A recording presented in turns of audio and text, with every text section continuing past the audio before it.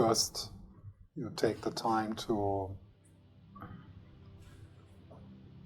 check in what you bring with you into this moment now after the break. So just appreciate how you feel and how it is for you to be here.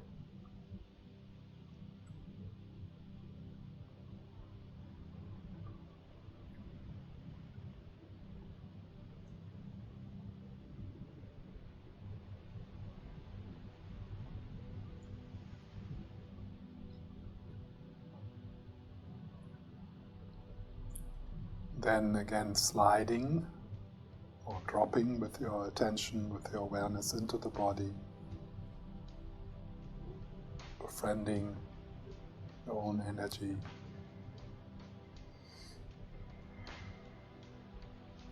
Maybe with the help of the in-breath,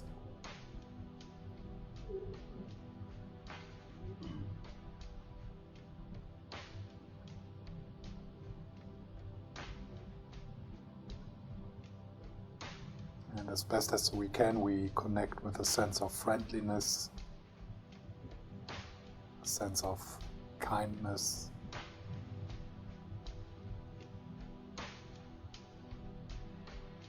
so that we feel welcomed.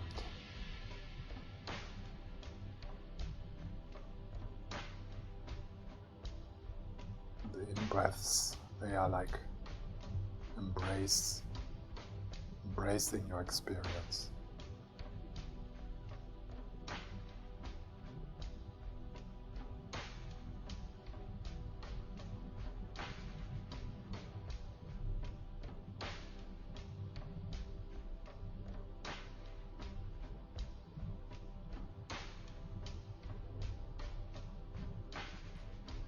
So, and then with the next in-breath, I invite you to slide down your arms, from the shoulders down your arms into your hands. And you become aware of the sensation in the palm of your hands and the fingers.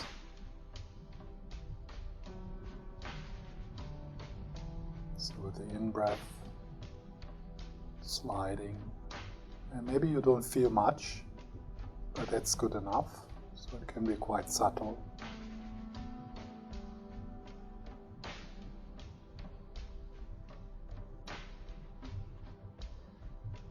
So you bring the sensations in your hands into the foreground of your attention, of your awareness. That does not mean that the other things stop, but the aliveness, the chi or prana in your hands is in the foreground.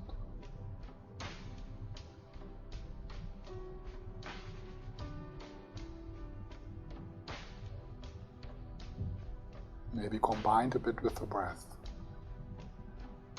as if you're breathing into the hands.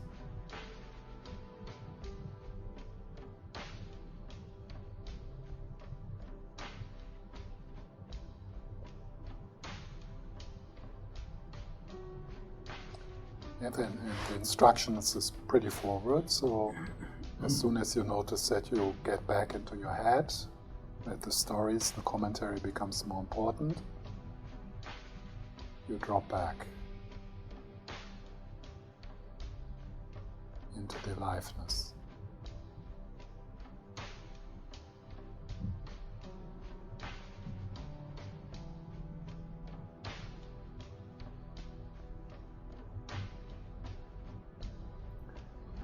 This is more joyful and easy when you feel a sense of wonder, a sense of appreciation.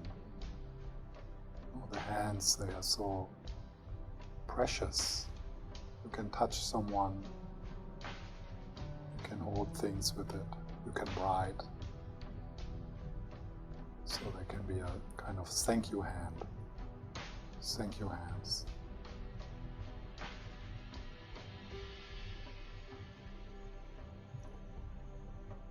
So if you can bring that kind of wonder, that kind of gratitude into your meditation object, then it's much easier and joyful to stay present, to become more intimate with the object.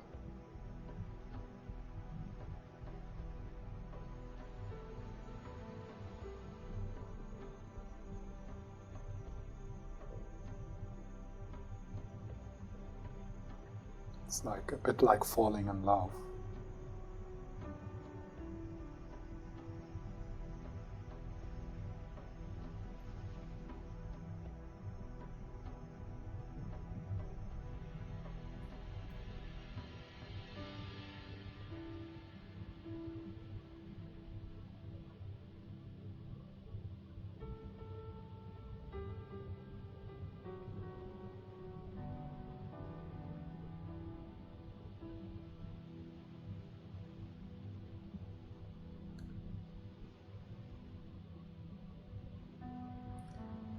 So you let go of the mental image of the hands. That's not the object. The object is the aliveness.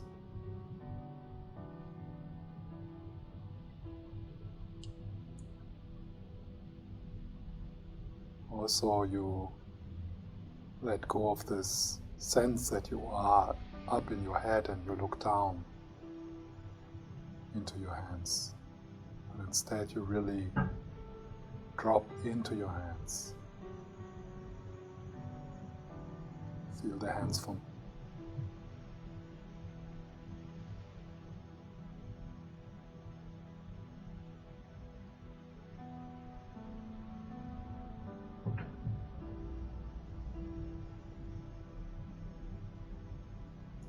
So there's the sensations in your hands, and it's pretty obvious that they are non-static, flowing.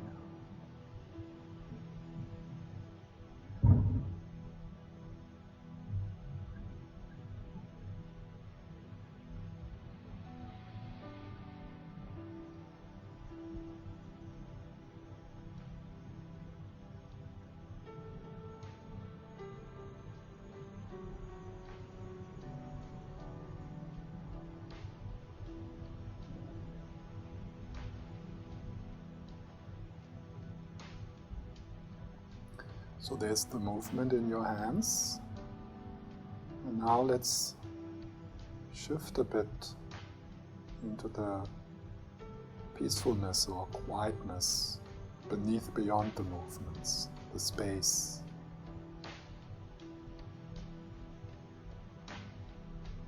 So you let go of the mental image of your hands and then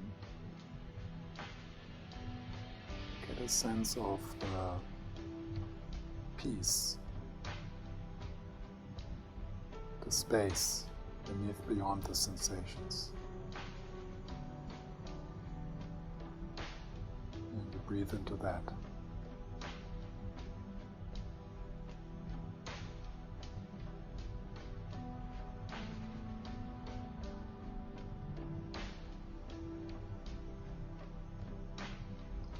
You don't need to put effort into it. It's a gentle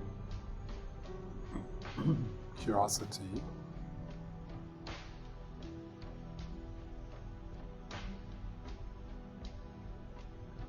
Of looking into or feeling into the stillness beneath, beyond the movements in your hands.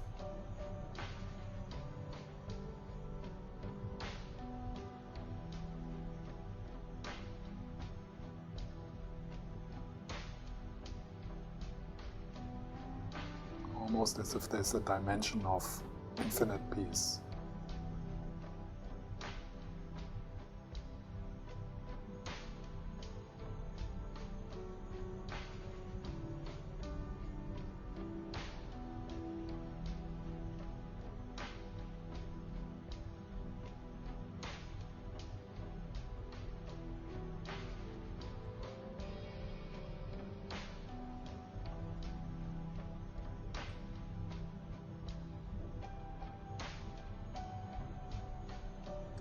Then if you get hooked by thoughts, you unhook.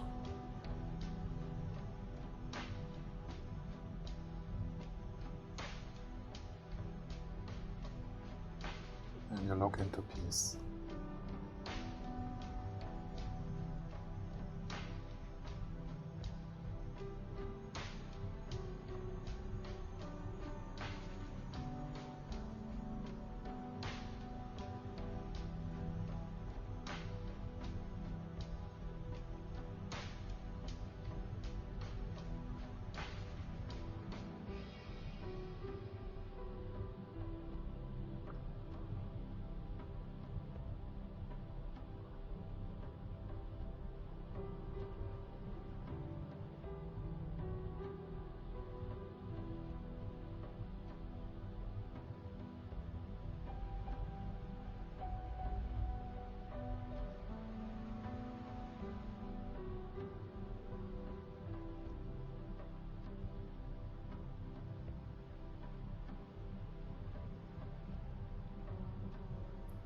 So next I invite you to switch the channel. So if you bring your awareness into the area between your ears and very gentle, you bring the sounds into the foreground. So the sound of this voice, the sound of the air condition, other sounds in this room. And again, it's not that the other things go away, but you bring the sounds to the foreground.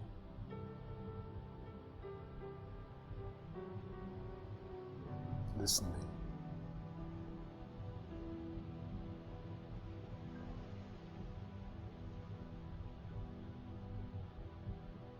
And then when you get distracted, you unhook from thinking and you return to the sounds.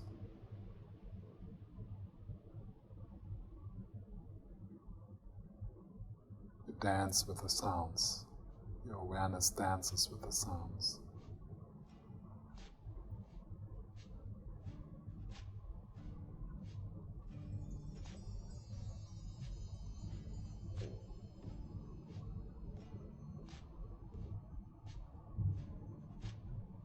Also there, as with other objects, it helps if one brings a certain wonder into it. Maybe you could imagine how it is to lose hearing, which is going to happen. So there's something joyful in being able to, for example, to listen to this voice, because a voice is something so rich and it's so wonderful to be able to listen. And notice how the listening is completely effortless. It's not something you need to do. It's just happening.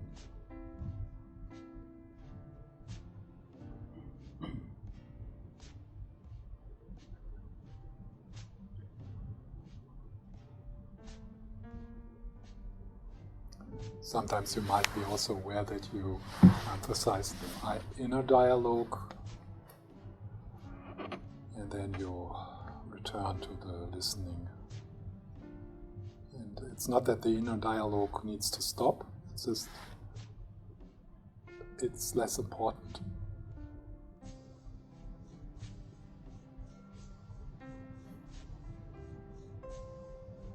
So that this is our meditation, you pay attention to, you choose what you want to pay attention to.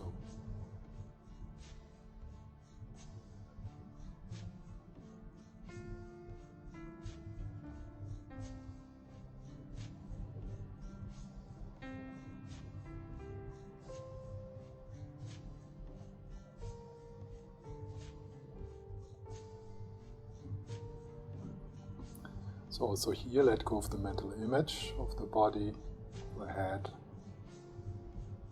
and listening into that space. And now also the possibility to become curious about the silence or the stillness within which the sounds come and go. So the space, the still space through which this voice travels. And even a continuous sound like the air condition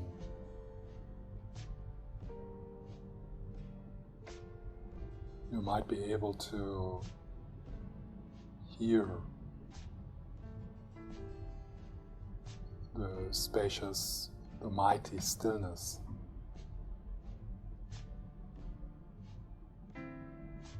behind, beneath and pervading this voice and the sound of the air condition. It's just a vastness there.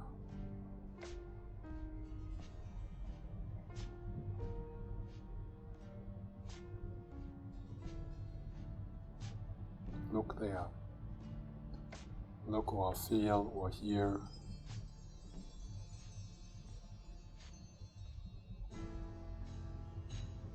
Or be aware of the stillness.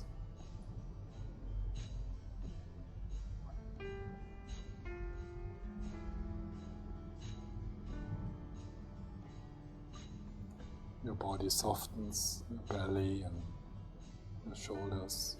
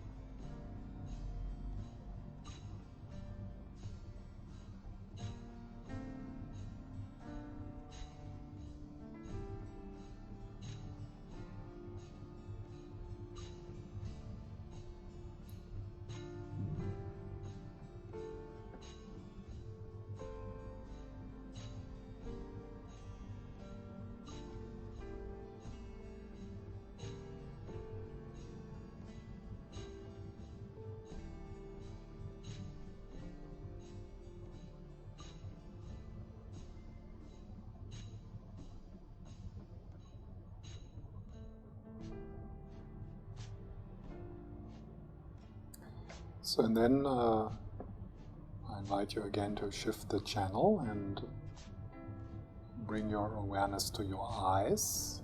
And if you have your eyes closed, then just look into that space in front of your eyes. And you might see some light coming through, or there's some patterns, some movements.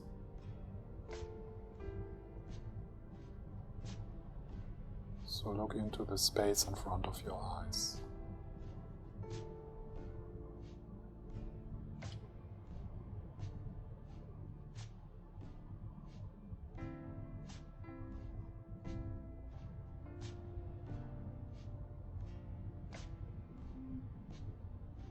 It's maybe a bit of an unusual object, but see what you can do with that. Paying attention to the patterns and the light.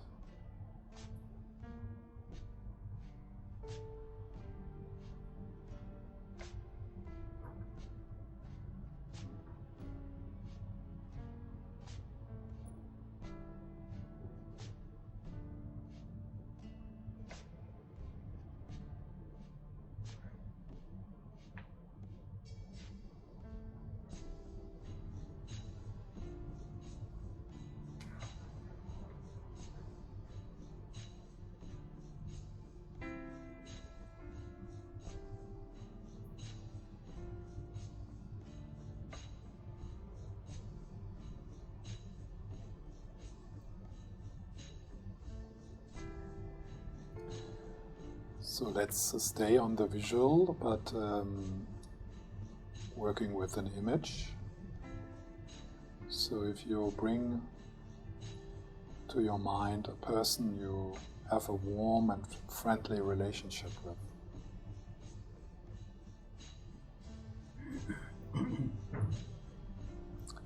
So for some of you, if you are visually oriented, you might be able to actually see the face and see the body, see the person moving.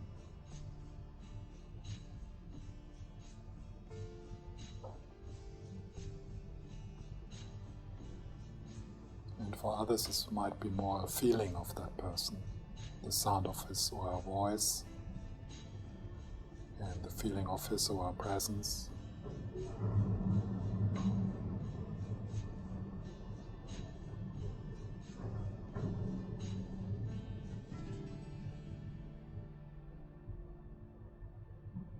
So holding a mental image like that,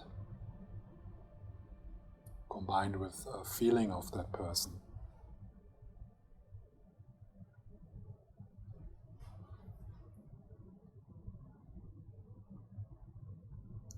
just notice how that works for you. That is something helpful for you, something you would like to work with. Can you affect your mental state by connecting with the warmth and the kindness in the relationship? Does something in your body change?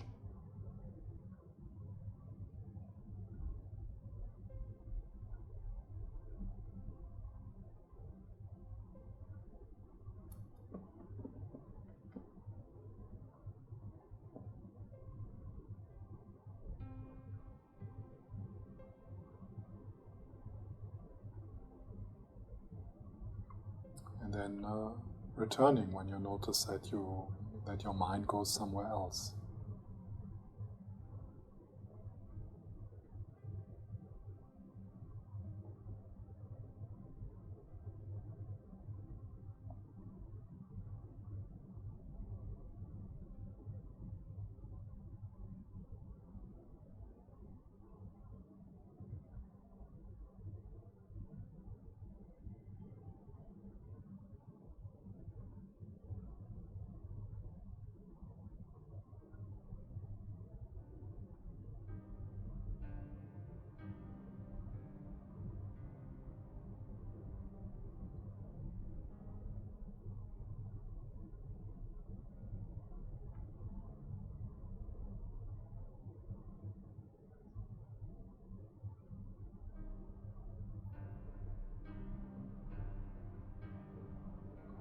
What is important in all this kind of meditations is when you notice that you start to tense in the body because you put too much effort.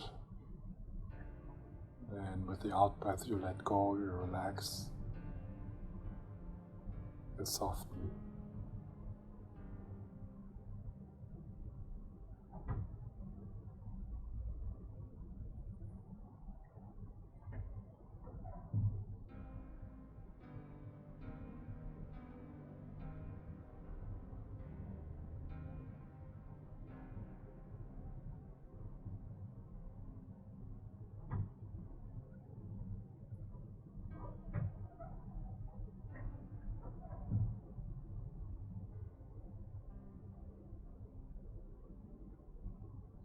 So now let's open the focus a bit.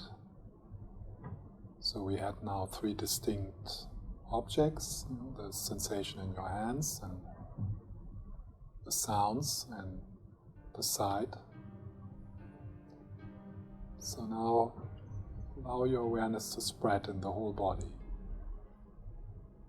You become aware of the energy in your whole body, from the toes to the top of your head, including the arms and the hands, the breath.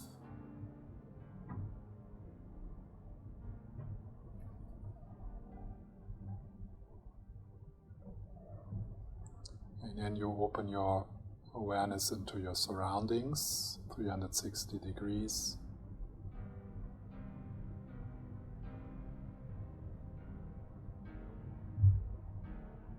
Initially you could use the image of sitting by the beach and letting the waves come and go.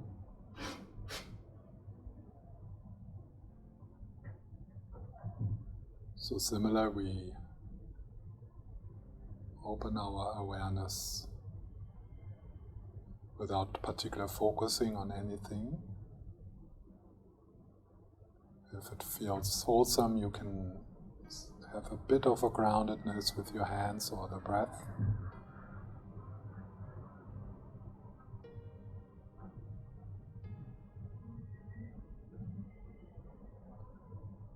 But you let this moment be what it is, with all the senses open.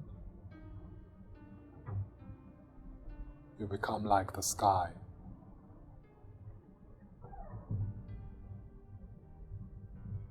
So the things come and go, and you are the space within which the things come and go. And as soon as you notice that you try to get something, or you try to get rid of something, as best as you can, you relax that grasping.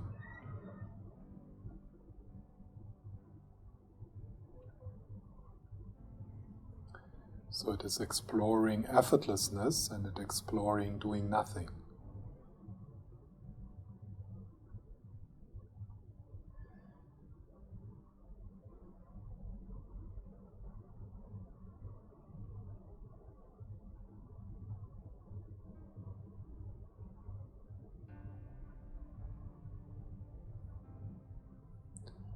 Yes, and of course things sometimes come to the foreground, and that's fine. So for a while there might be more the sound in the foreground, and then again the sensations, pleasant or unpleasant.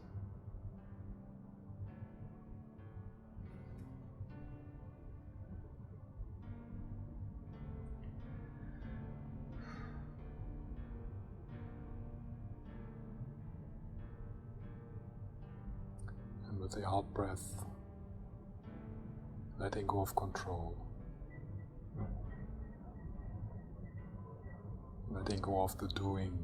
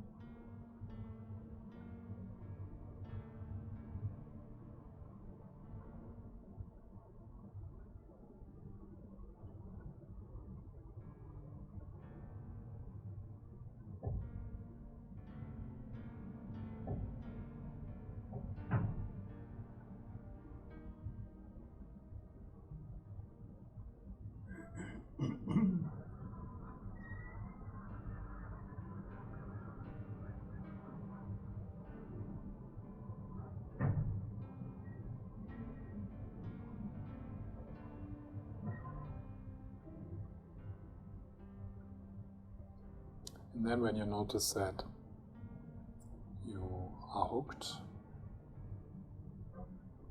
you unhook.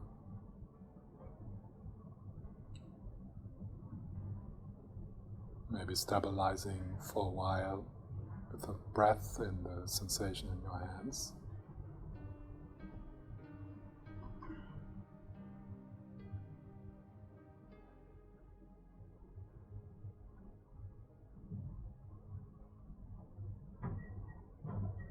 And then sliding into open choiceless awareness, meditating like the sky, being the sky, with a heart like the sky, a heart like the sky.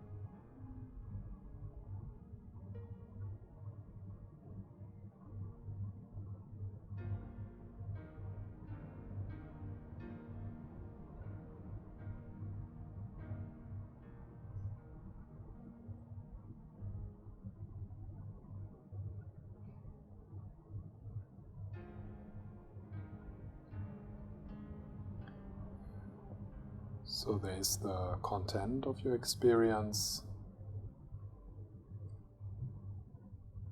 the waves coming and going, pleasant or unpleasant or neutral.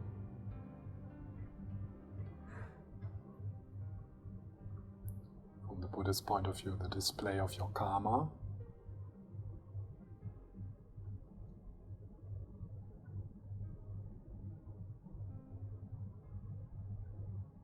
And we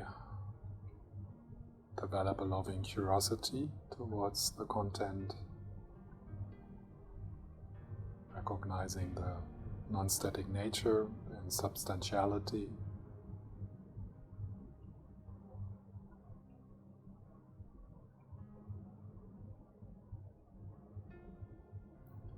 And we let go of resistance as much as possible to reduce our suffering.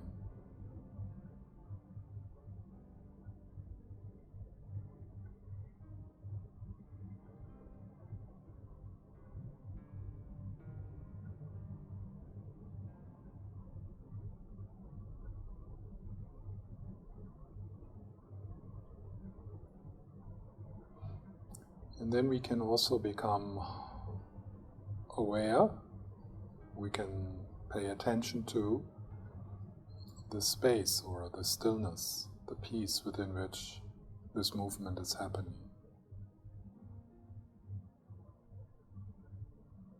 The quiet, the restful, the space.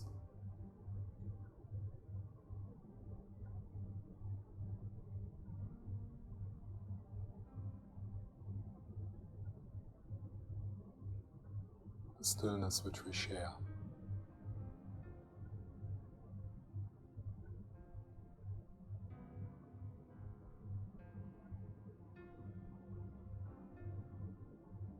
Underlying and surrounding and pervading the movements.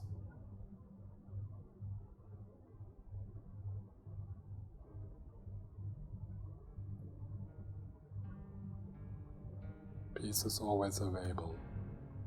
It's a matter of recognizing it.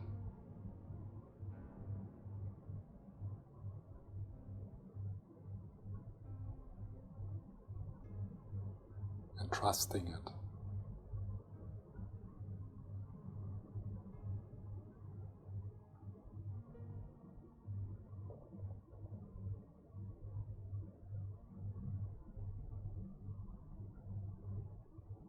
Love is always here. It's a matter of recognizing it, trusting it.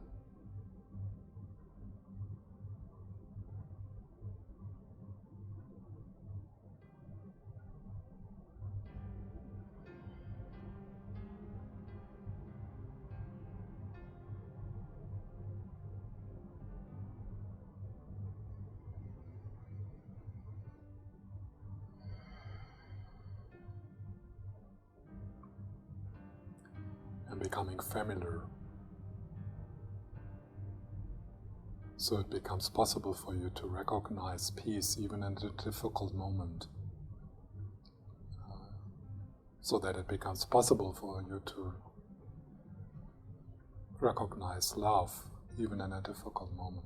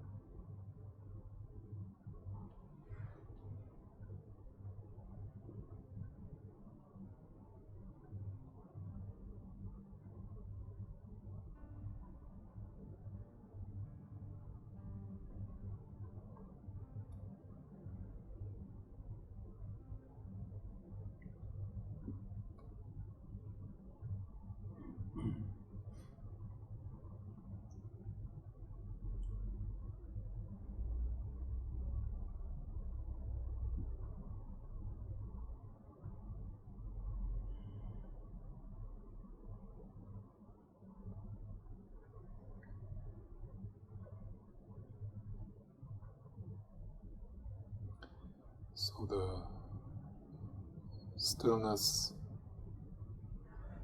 surrounding, underlying, pervading the movement.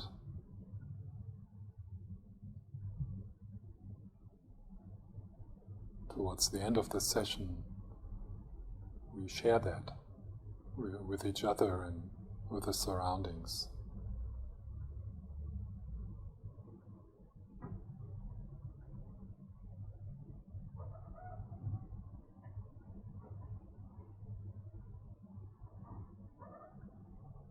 So that in the lunch break, when we move around,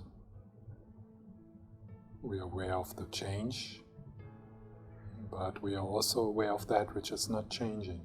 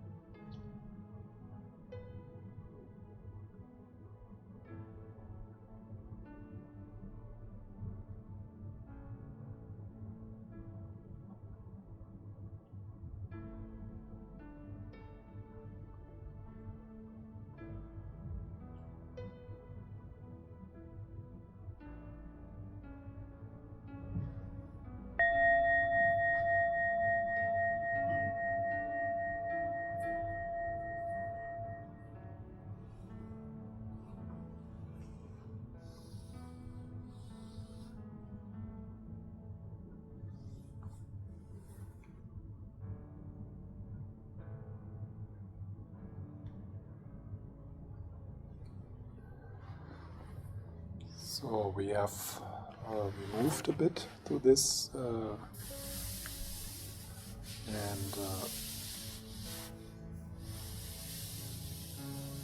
I mean, you can see how these categories are not these little boxes, but they overlap, and but maybe it can help you to see your meditation sessions really as like an exploration. You know, maybe it can help you to become more curious about different. I mean, this loving curiosity is such a powerful way to look at your experience.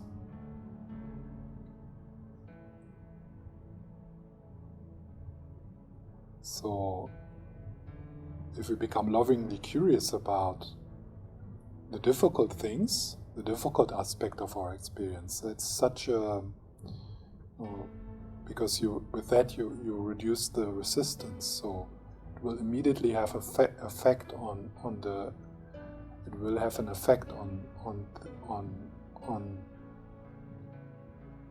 the sense of suffering. It will reduce the suffering. But also the loving curiosity to the wonderful, to the good things which are happening. That's equally important. So it's so important that we have the attention and the appreciation to wonderful moments, to good moments, to nourishing moments, to beautiful moments. So this attentive curiosity, this loving curiosity, helps us to reduce suffering on one end, and also helps us to enjoy life more.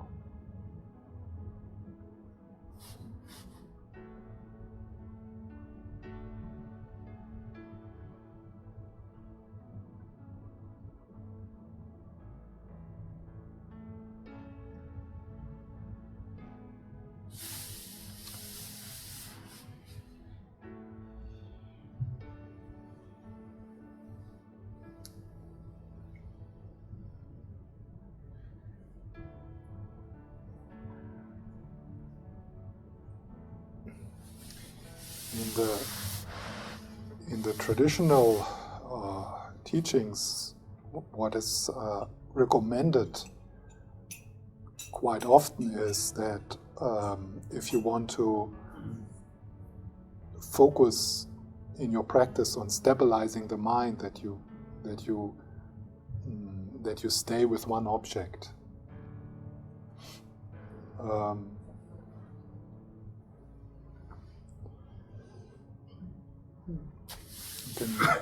You can explore how much that makes sense for you.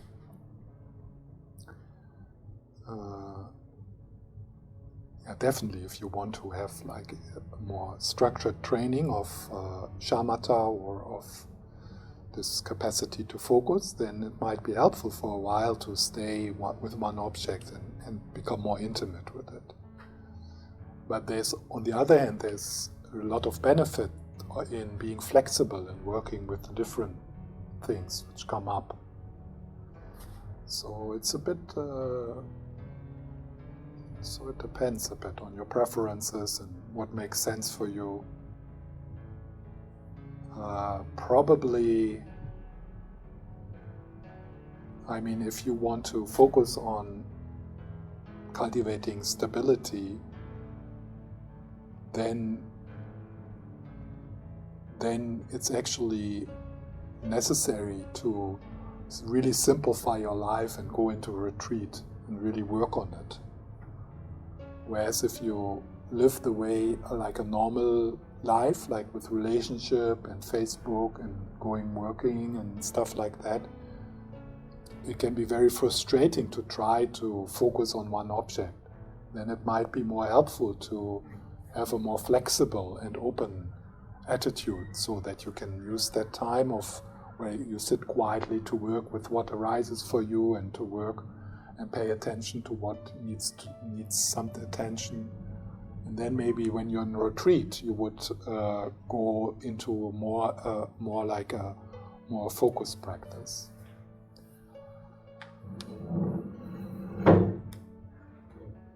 So I'm not so fond of this instruction which you will get from some teachers or some lineages, to like you choose an object and you stay with that, and that's your practice, and the rest is a bit like going shopping and trying out different things, and you don't get anywhere through that.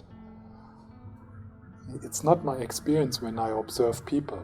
I see both, so I see that some people benefit from a kind of focused way to practice, but quite often they get kind of rigid and they don't move really, not much is happening.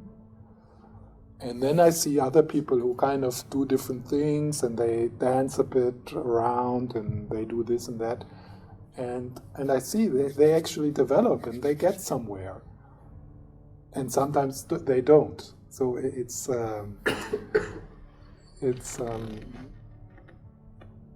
don't. I can't. In my own experience, I don't see that being very focused on one practice, or being quite open and loose and explorative. I can't say what's better. I think it's up to you. You need to find it out. What works for you, where your heart goes. I mean, if you are more an explorative and playful person, then trying to squeeze yourself into this straitjacket of a practice. This is how you do it, and this. Then I think that might be not the best way to practice. On the other hand, if you are completely lost and confused and you don't know what to do, and you read one book after another, and so then to pick a practice and say, okay, this is now what I'm going to explore for 1 week, and then I stay with it, or for 2 months. So that's also helpful.